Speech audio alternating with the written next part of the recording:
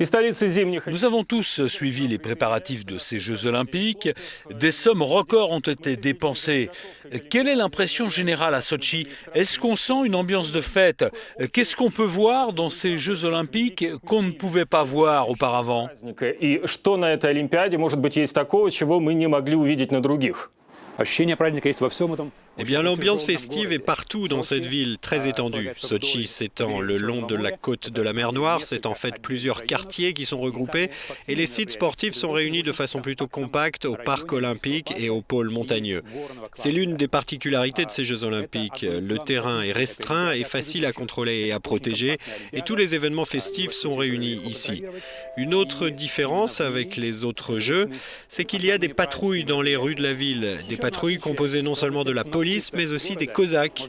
C'est une marque de fabrique de la Russie du Sud et aujourd'hui ils sont là pour assurer la sécurité des Jeux. И, как мы видим, сейчас они помогают в обеспечении безопасности Олимпийских игр.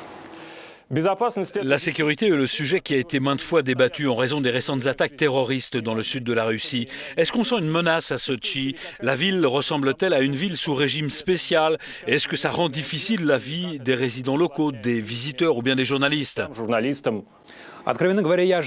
Franchement, je pensais que les mesures de sécurité seraient plus intenses ou plus perceptibles au moins. Au cours de ces derniers jours à Sotchi, nous n'avons rien vu de spécial en ce qui concerne les mesures de sécurité. Alors bien sûr, il y a des patrouilles, en particulier le long du parcours de la flamme olympique. Les infrastructures de transport sont également contrôlées car souvent les attaques terroristes sont dirigées contre les transports en Russie. Mais en dehors de cela, les mesures de sécurité particulières ne sont pas visibles. Alors il est possible que ce que nous voyons dans les rues ne soit que la pointe de l'iceberg. Les autorités russes, évidemment, comprennent que le public des Jeux Olympiques ne doit pas se sentir comme s'il s'était retrouvé dans une zone d'opération antiterroriste, car cela gâcherait le plaisir. Parlons de la météo à présent. Ces JO d'hiver, pour la première fois, sont organisés dans des régions subtropicales. Il était à craindre que la neige fasse défaut, malgré la saison d'hiver. Qu'en est-il réellement? Évidemment, il ne s'agit pas du célèbre hiver russe ici à Sotchi.